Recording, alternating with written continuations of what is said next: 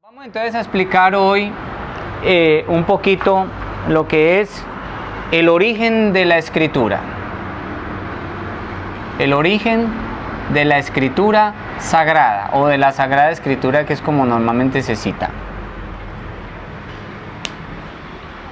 Nos tenemos que ir muy atrás, demasiado atrás, demasiado atrás. Palestina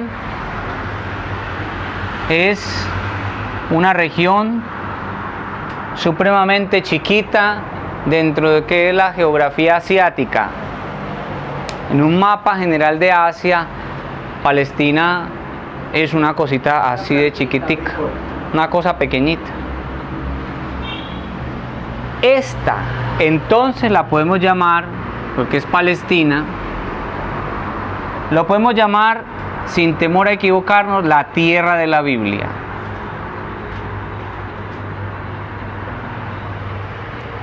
No hay otra tierra de la Biblia.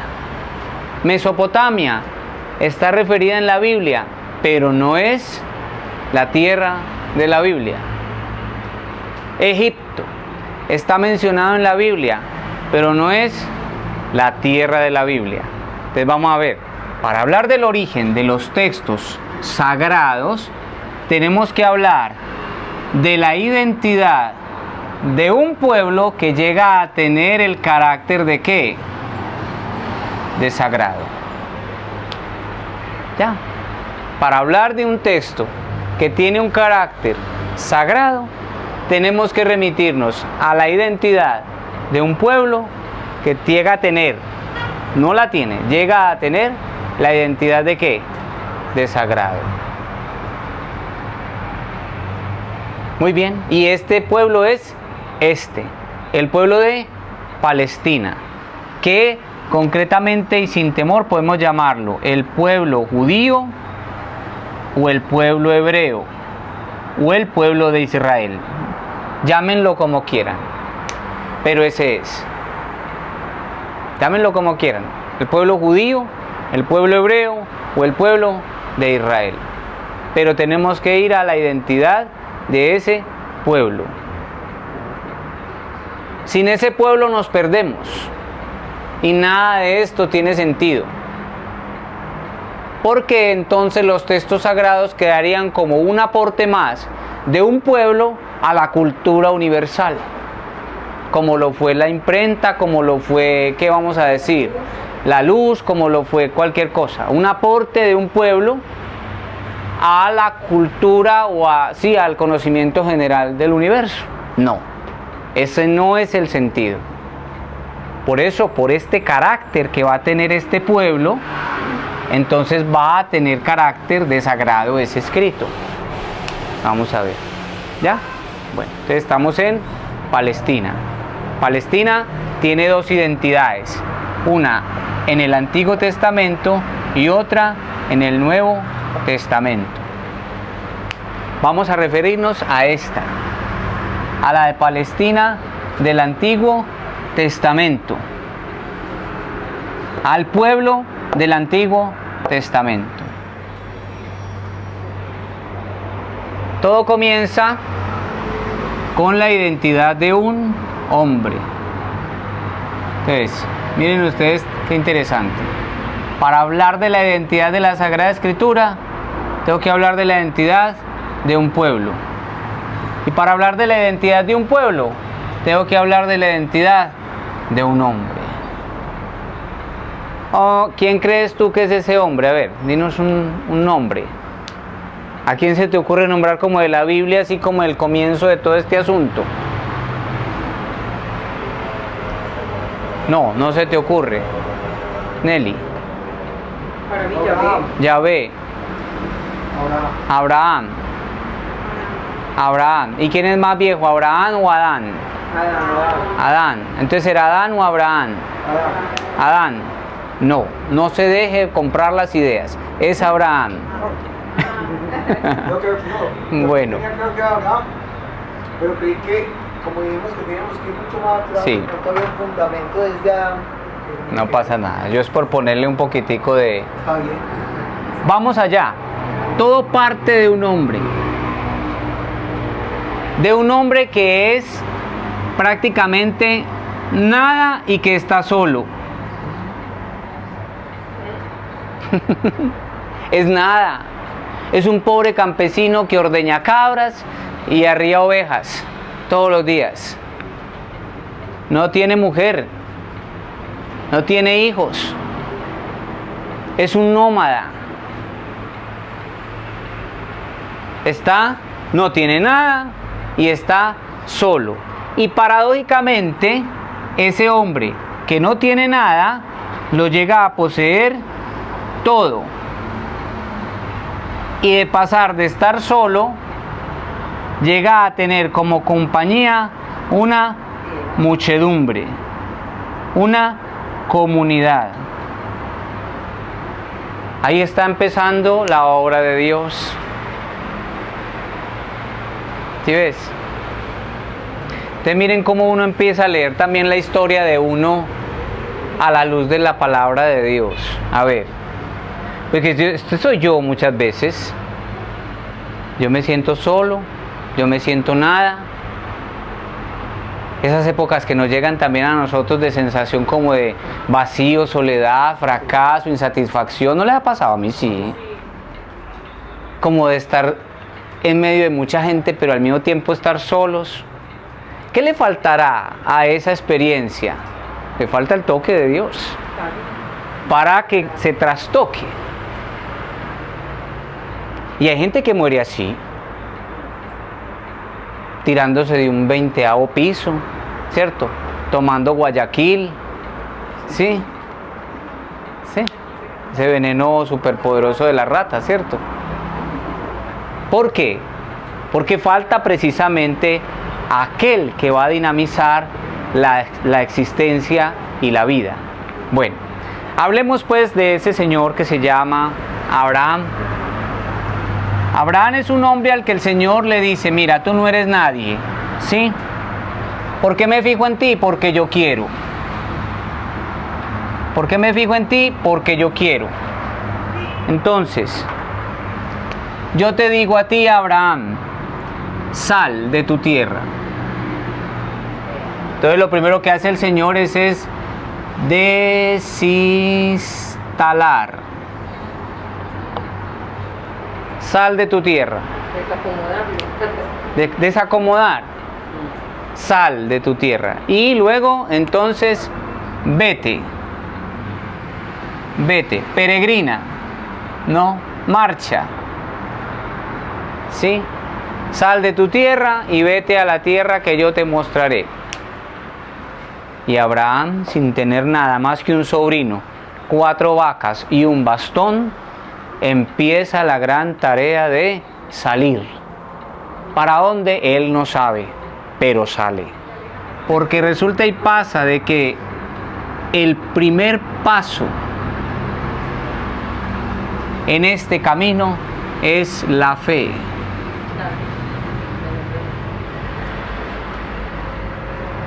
El creerle a Dios, no creer en Dios. Abraham de Dios no sabe nada, no tiene libros, no tiene catecismos, no tiene doctrinas aseguradas, ¿ya? Simplemente en la experiencia religiosa de un hombre que sabe que no está solo en el mundo y que hay un Dios que puede muchas cosas, siente ese llamado de Él, que le habla y que le dice: oiga, usted, tú llamas David, ¿cierto? Nicolás. Nicolás, desinstálese. No más, ya no más proyectos suyos. No, váyase. Váyase para la tierra que yo le voy a mostrar. Salga de Ur de los Caldeos y va, que era una tierra de paganos, por cierto. Ur de los Caldeos era una tierra de paganismo. Era una tierra donde había muchos dioses. La idolatría cundía. Todavía no tenía el nombre de idolatría, por cierto, pero había multiplicidad de manifestaciones de deidades. ¿Ya? Bueno, salga y vaya. ¿Para dónde? Vaya. Coja a su sobrino Lot. ¿Sí? Lot era un vago de aquí a Pekín. vivía detrás de las faldas del tío Abraham, comiéndose la carnita que el pobre sacaba cuando sacrificaba y del usufructo de la plática de la leche. ¿Ya? Coja lo que menos le sirve a usted, un sobrino, y váyase. Y Abraham emprendió esa tarea, le creyó a Dios, cosa que no hacemos nosotros. Por eso es que el camino de la fe es tan torcido. Y por eso la experiencia de relación con la palabra a nosotros no nos da tanto fruto, porque nosotros nos dejamos desinstalar. ¿Sí? Yo el primero. Entonces, vete. Y entonces, si tú me crees, hago contigo, esto escríbanlo con mayúscula, una promesa. Yo te prometo algo. Yo te prometo algo. Que si yo soy, soy tu único Dios, ¿cierto? Que si yo soy tu único Dios, entonces tú serás, ¿qué? Mi único pueblo. Esa es la promesa. Hagamos promesa de propiedad. Tú eres mío y yo soy tuyo. Los que son casados, empiecen a leer por aquí, por esta relación de Dios con el pueblo de Israel, porque muchas veces el matrimonio no funciona por este carácter de propiedad, que no es posesión. Propiedad no es poseer. Poseer es donarse como único para el otro. Entonces, hagamos entonces con ello una alianza. Yo te hago una promesa. Si tú dices sí, yo te digo que sí. Si tú dices sí, entonces hacemos una alianza. Y yo te cumplo la promesa. ¿La promesa es cuál? ¿Cuál fue la promesa hecha a Abraham? Le dará una descendencia. Le dará una tierra. Y le dará una descendencia infinita. Por eso son las dos mayores riquezas de un judío. ¿Ya? Y por eso era inconcebible que el Mesías naciera de una virgen. ¿Por qué? Porque la bendición de Dios es la descendencia. Recuerden las hijas bueno, se me va el nombre, que el papá las mandó a las montañas a llorar la virginidad, ¿cierto? ¿Lo recuerdan o no? En el primer libro de los Reyes, se me escapa el nombre de ese papá. Mandó las hijas a la montaña a llorar la virginidad, porque ya llórela. Usted no le dio, usted no cumplió con la bendición que Dios tenía que cumplir. Era la descendencia. Descendencia y tierra son las dos riquezas de un judío. Cierto que Jorge, que de ahí que las mujeres estériles eran mal vistas, y exactamente. Maldecidas. Bueno, eso por un lado, las estériles. Y por el otro lado, entiendan aquí por qué muchos que tratan a la Biblia de machista, ¿sí? De que las mujeres pasan a un segundo plano y de que son relegadas, no. Todo se explica por una cosa, por un fenómeno natural biológico, y por un fenómeno también natural cognoscitivo, y es este. Miren, ¿qué es lo que dinamiza la vida de una persona? La sangre. Usted no tiene sangre, despídase de este mundo. No. Usted con agua no le funciona el organismo, ni con gasolina tampoco. ¿Cierto que no? La sangre es, por eso las alianzas se hacen con sangre, porque representan la vida. ¿Ya? Bueno, y entonces por un fenómeno que nosotros solo entendemos muy bien porque desde chiquitos nos lo explicaron en la escuela, pero transpórtense conmigo 4000 años en condiciones geográficas, alimentarias, pedagógicas, de todo. Transpórtense conmigo 4000 años. ¿Qué hace la mujer mensualmente? Paga el arriendo. ¿Sí? ¿Qué hace? Se le renueva su sangre a través de un proceso hormonal que se llama menstruación. Eso para un hebreo eso es una cosa absolutamente natural, no tienen cómo explicarla. ¿Qué hace la mujer? Desprecia la vida.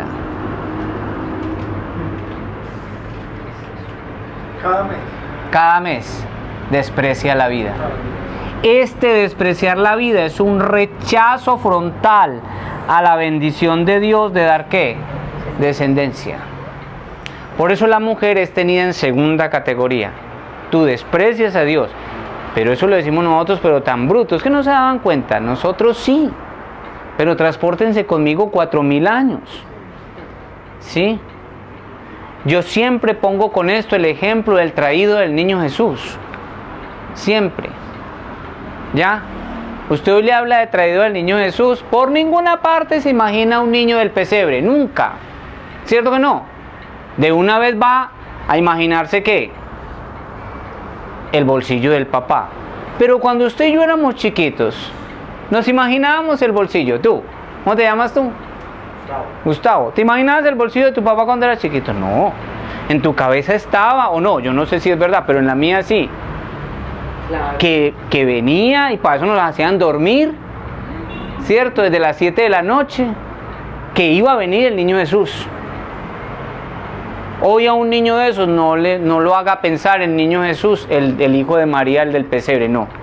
Porque de una vez viene ya crece con la idea de que 25 de diciembre es un regalo que me da papá y mamá. Ven. Algo así, no sé si el ejemplo los confunda, pero transportados en el tiempo. La mujer despreciaba la vida. Y porque desprecia la vida, desprecia la capacidad de contribuir a dos cosas. Una, a la descendencia y a cumplir el mandato de Dios en la creación, que es de crecer y multiplicarse.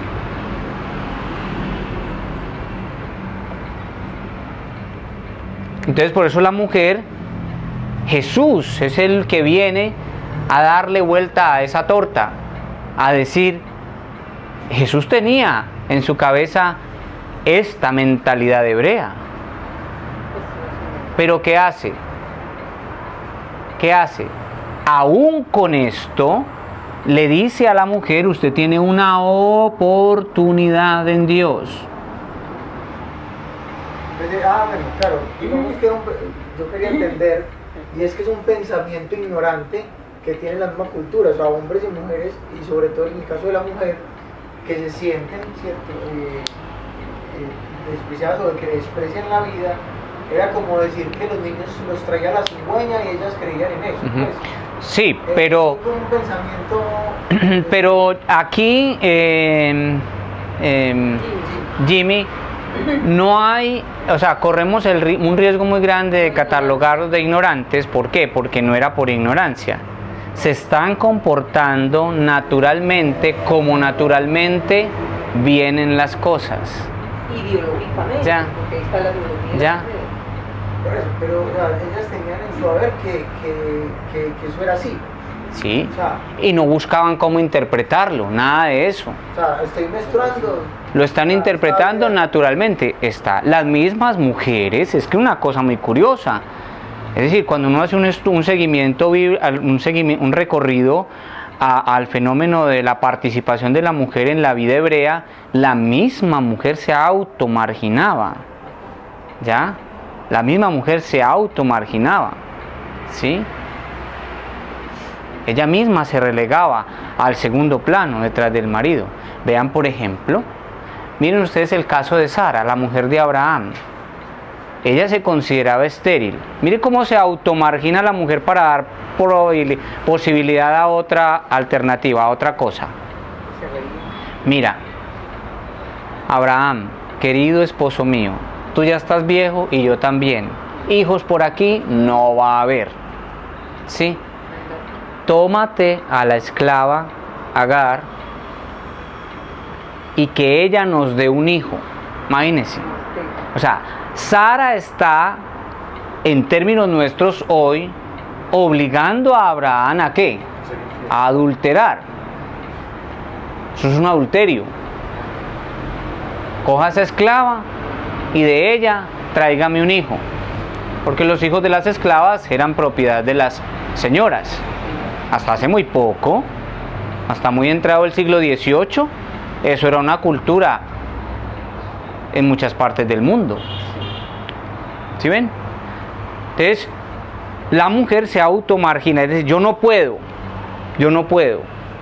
me relego, te cedo el turno, te cedo el paso, tómala. ¿Ven? Eso por tomar un solo ejemplo. Entonces, este fenómeno, bueno, me fui muy allá pues, pero era para explicar esta parte, ¿no? Que la alianza, en la alianza Dios hace cumplir su promesa. Si el pueblo dice sí a Dios, porque Dios va a mantenerse con un sí. Si el pueblo dice sí, entonces Dios hace una alianza, la sella, una alianza de vida, y es que les dará tierra y la heredan, ¿cierto? Eso lo comprobamos después. Y descendencia, dice que como las estrellas del cielo y como la arena de las playas marinas. Esto lo cumple Dios. Esto lo cumple Dios. Entonces el pueblo, así porque Abraham empezó a caminar él con un sobrinito, 4 vacas, y empezó a peregrinar, pero cuando iba más adelante, ¿sí? Abraham tenía 100 vacas y el mismo sobrino. Ya. Pero más adelante, Abraham tenía 1000 vacas y un hijo. Y más adelante, aunque muerto Abraham, pero era Abraham, tenía no 4 vacas y un sobrino, sino un pueblo que se llama Israel.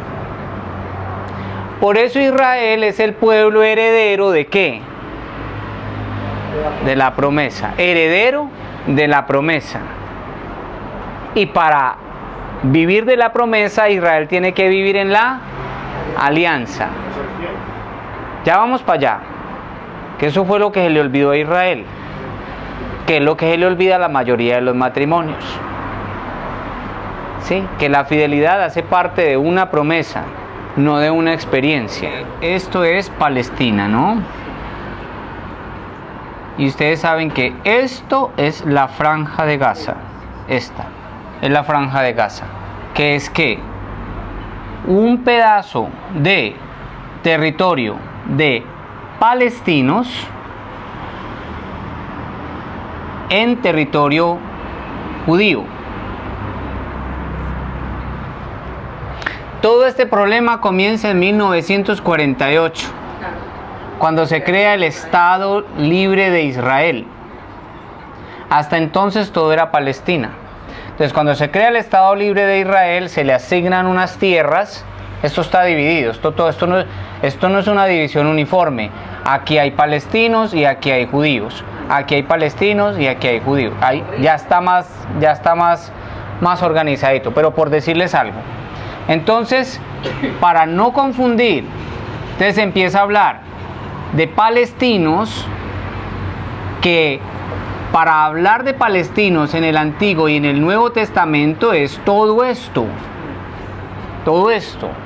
o de israelitas es todo esto, o de judíos es todo esto. Desde 1948 no.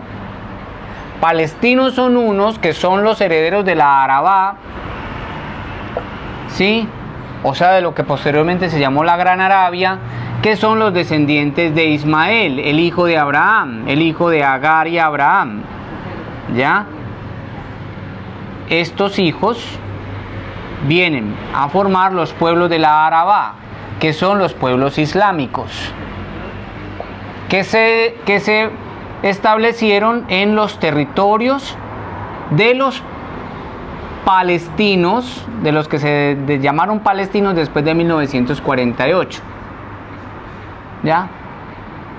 Y estos son los pueblos de Israel, o los pueblos de Judá, que son los descendientes de Isaac, que son los hijos de Abraham y Sara, que son el hijo de la promesa. ¿Ven? Entonces esta es la pelea, es una pelea política, es una pelea política religiosa, y además es una pelea económica. ¿Por qué? Porque este es el corredor del Mediterráneo a la gran caja de fortuna y de riqueza del pueblo judío, que es el Mar Muerto, que está a 3.400 metros por debajo del nivel del mar. Por tanto, que es la mayor depresión que hay en el mundo. Ahí no hay vida vegetal, solo vida mineral. Y es el pozo de riquezas del universo, de minerales del universo. Por eso los judíos tienen plata.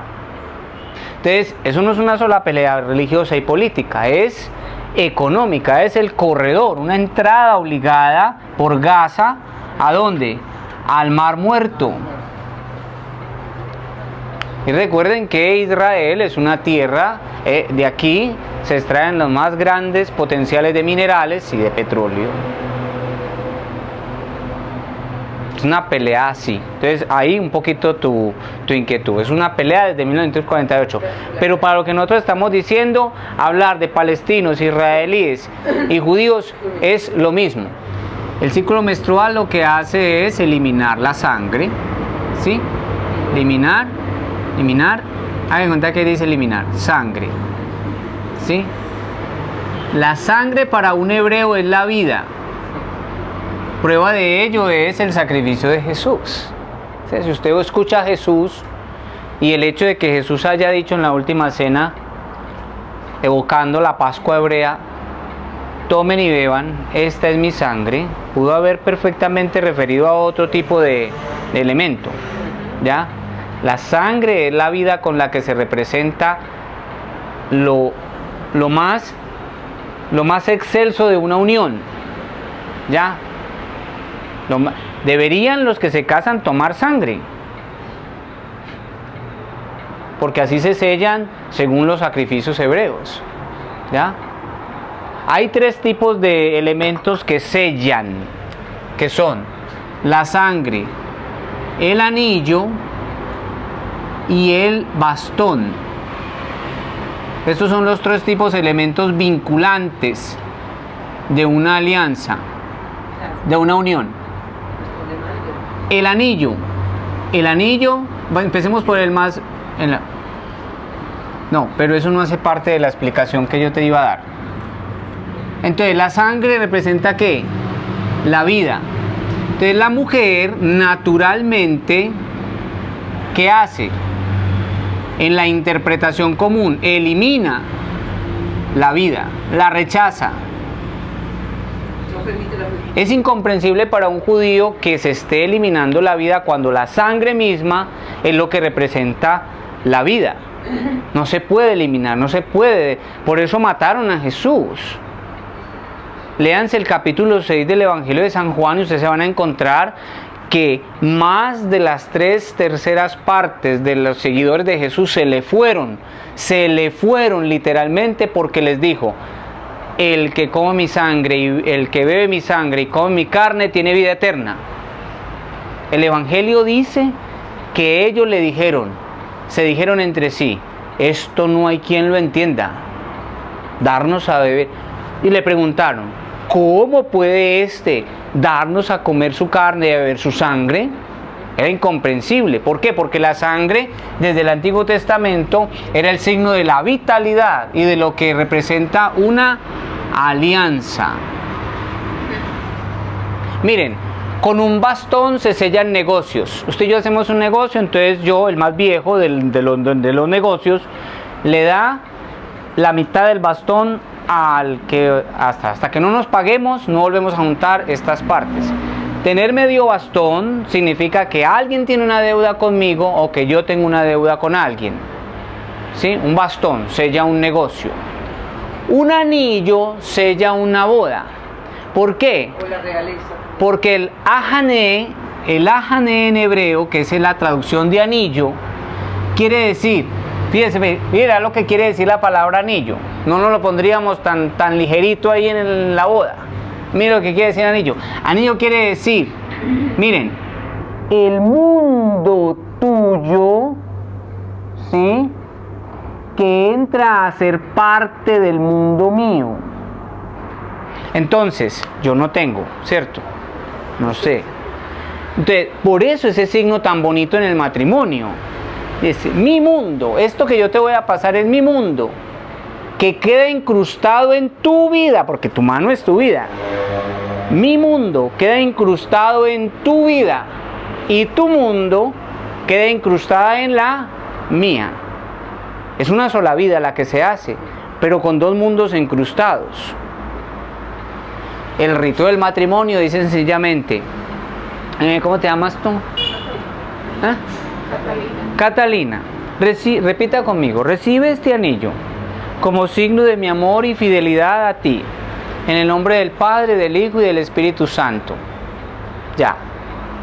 Hasta ahí se acordó usted lo que indicaba el anillo, pero cuando usted lee esto a la luz de la fe, usted dice, un momento, antes de yo entregar un anillo, yo tengo que pensar, mi mundo se fusiona con el de otra persona.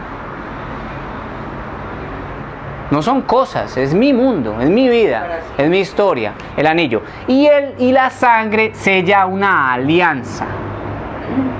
Sella una alianza que tiene un carácter que es definitivo. Es definitivo, ojo, y tiene este otro carácter. Además de ser definitivo, tiene un carácter salvador de la otra persona. Las alianzas se hacen porque se quiere que el otro salve algo, o porque quiero salvar en el otro algo. Entonces, ¿por qué Dios se prenda de Israel? Porque lo quiere salvar ¿de qué? De la tentación que Israel tiene de vivir como los demás pueblos, sin norte, y en una vida tan lisonja, tan abierta, que no tiene ni principio ni fin, no tiene norte.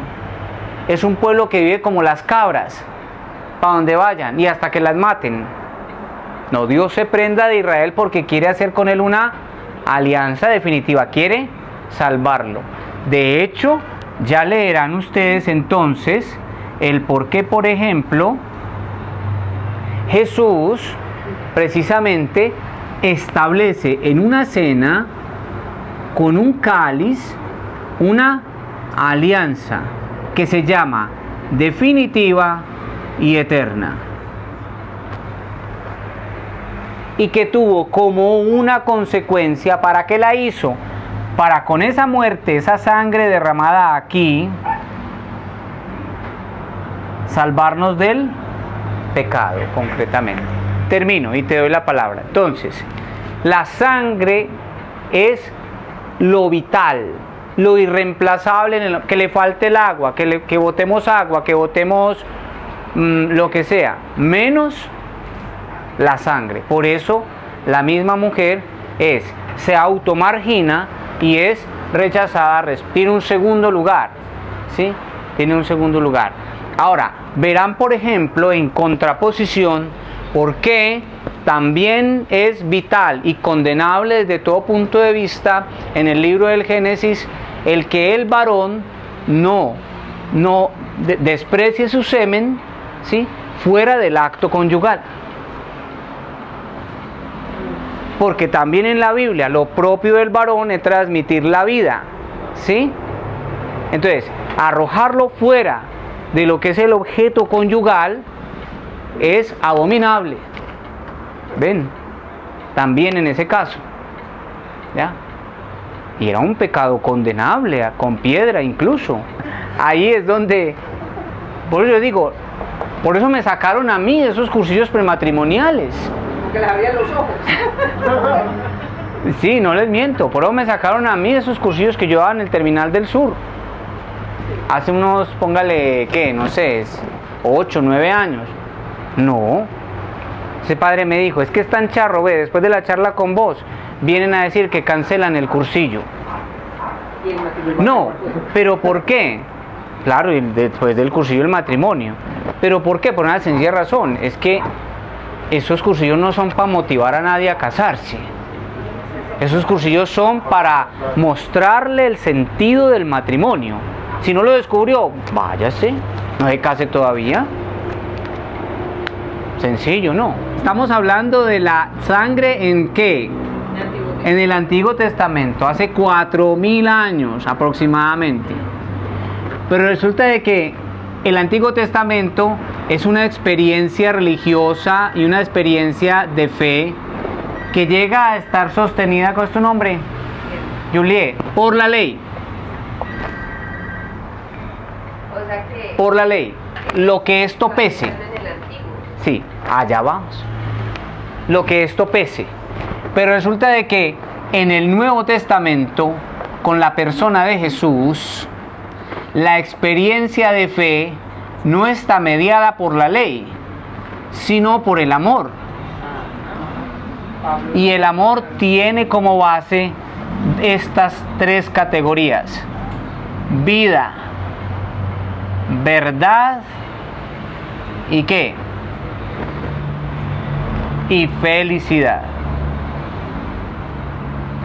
Son las 3 categorías de Jesús. Me encantaría explayarme hoy en eso, pero no lo preparé. Esas son las 3 categorías del amor para Jesús. La vida por encima de todo, porque Dios es la vida, no la ley. Dios imprime una ley, pero Él no es la ley. ¿Ya? Bueno, es la verdad, no una verdad, es la verdad. Y es la felicidad ¿de quién? Del hombre. Entonces, se me olvidó el nombre. Esa interpretación es vista desde aquí. Esa. La sangre como un medio que hace respetar ¿qué? La ley. La ley. No el amor, que tiene como base ¿qué? La vida. Porque el hombre con vida descubre la verdad, y descubriendo la verdad el hombre llega a ser feliz. ¿Sí? En cambio aquí el hombre cumple la ley, ¿sí? Descubre a Dios, ¿sí? Y muere. ¿Cumpliendo qué? La ley. Y el hombre no cumple la ley, ¿y qué hace? Sencillamente muere, no descubre a Dios. ¿Ve? Entonces, de hecho, la ley, por la ley, que fue la teología de San Pablo, esto es muy complicado, pero se lo resumo. Ese fue el problema de Pablo, porque Pablo dijo que la ley mata, dalo aquí. El que no la cumple no descubre a Dios. Aquí, el que no cumple el precepto del amor es objeto de la misericordia. Y tiene en Dios una oportunidad. Porque lo que en él pesa es el amor, que es Dios. Dios sí es amor, Dios no es ley. Dios tiene una ley. Pero aquí Dios es amor. Entonces el que descubre, tiene la oportunidad de descubrir ¿qué? El amor. ¿Y el amor es quién? Dios. Entonces, aunque no viva la dimensión del amor, el hombre, ¿qué hace? Tiene a Dios. Lo opaca. ¿Lo opaca mediante qué? Pero lo restituye mediante qué? Mediante la gracia, que en este caso es sacramental.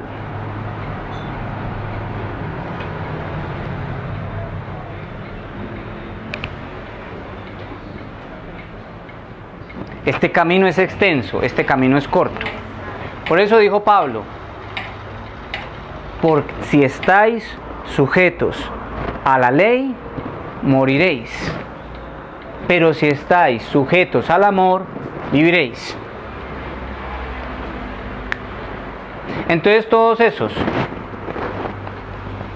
que viven todo ese esquema es una visión de ¿qué?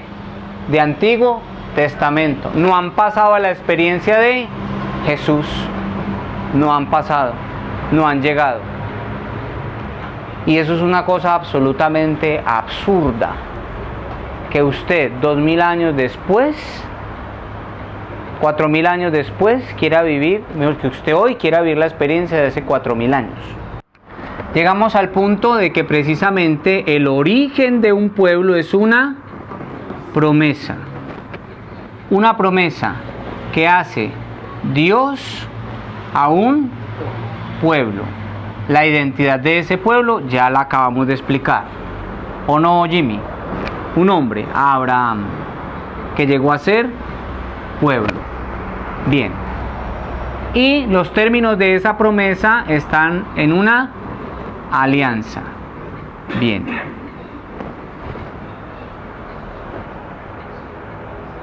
Esa alianza entonces lleva al hombre a ¿qué? A descubrir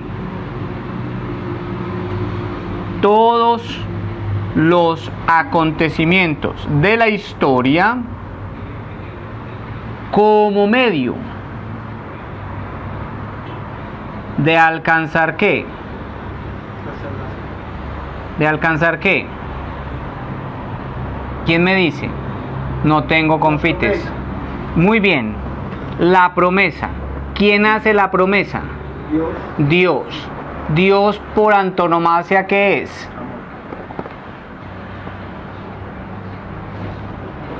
Es divino o no. Y por antonomasia, ¿qué es? Es una categoría de Dios. Es sagrado. Si no es esto, no es Dios. Si no tiene esas dos características, no es Dios. ¿Ya? Entonces, como el hombre, como el pueblo lee, descubre todos los acontecimientos de la historia, ¿como qué? Como medio de alcanzar la promesa, todos los acontecimientos de la historia, ojo aquí, no se pierdan, todos los acontecimientos de la historia se convierten en ¿qué? En camino de ¿qué? De lo sagrado, en camino de alcanzar lo sagrado. ¿Sí me hago entender? Entonces, todo lo que el pueblo vive, todo lo que el pueblo habla, todo lo que el pueblo experimenta, se convierten en experiencias en relación con ¿qué? Con lo sagrado. Por tanto, todo lo que el pueblo llega a escribir en relación con su propia historia está conectado con la ¿qué? Con la historia de ¿quién? De Dios. Porque Él es el que hace la promesa y Él es el que la cumple. Entonces todo lo que llega a escribir de su propia historia lo escribe de la historia de ¿quién? De Dios. Por tanto, todo lo que llega a escribir es sagrado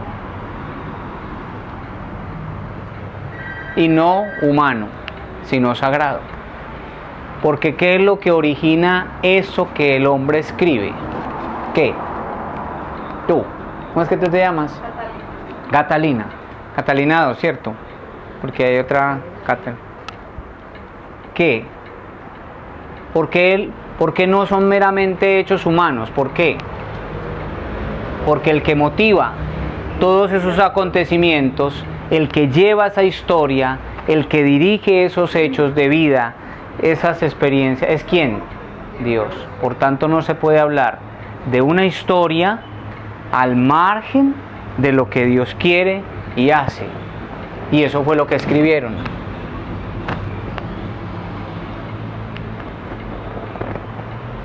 Entonces, los escritos no nacieron como una cosa de intelectualidad mística. Los escritos nacieron como una historia entendida en la que se descubre a Dios.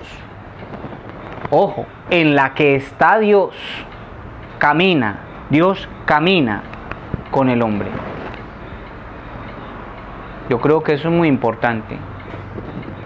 Porque desde el momento en que nosotros hoy, para leer la Biblia, rompemos el esquema de que Dios está arriba, inaccesible, y nosotros aquí abajo, esperando que Él, en definitiva, haga algo por esta humanidad perdida, ¿sí? Viviremos una experiencia de la palabra en términos de el mito. Pero como Dios está en esta historia, y desde aquí la jalona, ¿ya? Desde aquí la jalona, Dios está en esta historia para elevar nuestra historia ¿hacia dónde? Hacia Él. Eso fue lo que leímos en Éxodo 5, ¿lo recuerdan? Para llevarnos a Él. Entonces, ¿qué es la Sagrada Escritura? El camino de ascenso, ¿a quién? A Dios. ¿No? Sí, este es el que rastrea. Este es el camino de ascenso a Dios. Pero su vida ya está escrita aquí. A leerla hay que descubrirla. David, con lo bueno que era, pero se le pervirtió el corazón. Ahí está escrita su historia. A Salomón. Salomón, con lo sabio que era, se enredó con un montón de cosas. Ahí está su historia. Judas, con lo bueno que era, ahí está su historia. Y en cada personaje de la Biblia, con esa historia, aunque nos parezca aburridora, está escrita ya mi historia, en cuanto que yo soy parte de un pueblo que es heredero de una promesa, y que desde esa promesa está en conexión de acontecimientos ¿con quién? Con el que es sagrado.